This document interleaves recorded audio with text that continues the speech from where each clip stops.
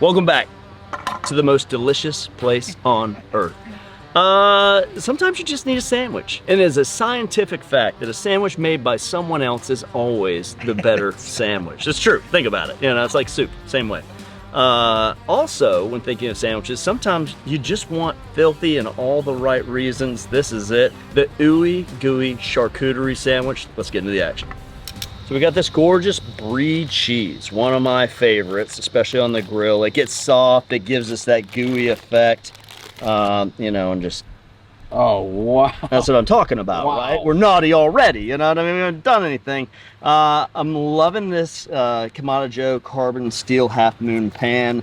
We're just gonna put a little grill essence on this and make it melt a little bit while we're doing some other things. But notice how I'm just tearing this into chunks. Never seen that before. The more surface area that we have, the more of the grill flavor we get. So even if we're not adding something like a hickory or an oak or some sort of smoking wood, we're still going to get that natural lump charcoal flavor, and that's what I want. So we've let this come to kind of room temperature. You can notice it's pliable, right? It's not straight out of the refrigerator. And now that we've got this mountain of deliciousness, I've got about a half a pound of ham, and then everything you'd want in a charcuterie board. So 3 different types of cured meats. I'm going to use this awesome 9-inch bread knife, serrated bread knife, and it just makes it really easy to put a little pressure and draw. And then maybe I do that again, or do I want big pieces? Let's make it easier to eat. Look at that. Oh, and let's get the wow factor. Let's stack that meat. Yeah. Look at how it just surgically goes right through. I love the weight of this knife. Again, a bread knife, great choice for slicing through this charcuterie. Now this is gonna be the wow moment for me anyways. I've been waiting for this. We'll kind of mix that, and right on the top. What is going on? A little salt, a little pepper, little mix mash.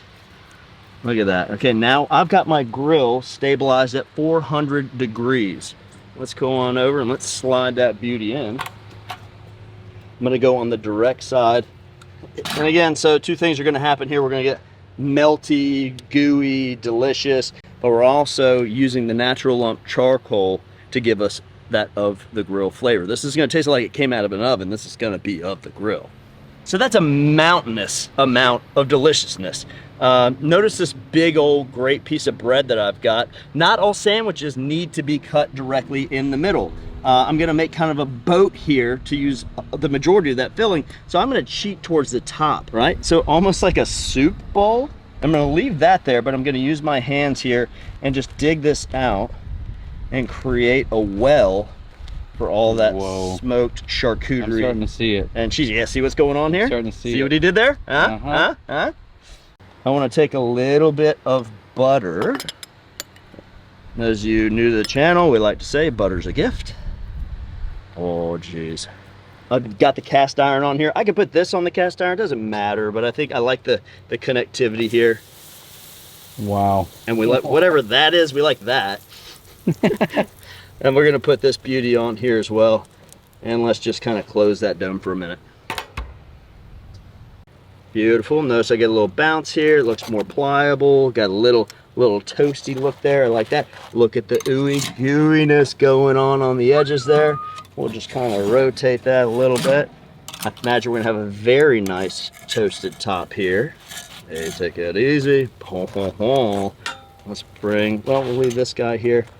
Let's go ahead and transfer all of this into that. Don't get that on you. That is hot, delicious lava. Oh, man. You're really jammed in there. A little positive pressure goes a long way.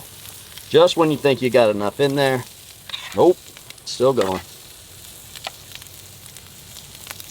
Did I mention this was ooey-gooey and filthy in all the right ways? We're going to close the dome now and use the radiant heat of the ceramic. Again, one of the benefits of having a Kamado Joe, that 360 radiant heat. And we're going to allow that top to not really gratin, but just melt a little bit more to activate all those beautiful flavors. Let's go ahead and cut a little bit of garnish, and then we're off to the races. Just a little rough chopped chive here to give it some herbaceous flavor, and a little bit of greenery on top. Oh, I'm starting to smell. Cheese is spilling over. All right, I can tell. Look at this smoke.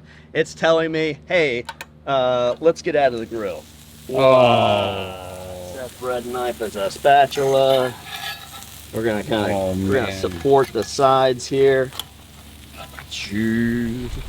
What have we done? That's what I want to see. A little contrast, a little herbiness, a little freshness there. And then I want to kick things up another notch, as my friend Emerald would say. We're gonna go with a little red pepper jelly. All right, a little pepper jam right on top of that buttery. That's gonna be fun. Goodness. And as soon as you think you have enough, go a little more. I'm not saying you do it every day. You know, this is maybe just enough to brighten up your week. A Wednesday, all right, hump day. You could mix that up, put whatever you want to in there. You could use any other kind of soft cheese, like a Port Salut, even a semi-soft cheese, Port Salut, something like that. The salt kind of helps bring everything together. Get another. That's a 2-biter. This is one you got to share with everybody. Team, if you enjoyed this delicious charcuterie board sandwich as much as we enjoyed cooking it for you, do all the things: like, subscribe, leave a comment, and please do share. And as always, from our backyard to yours, cheers and happy grilling.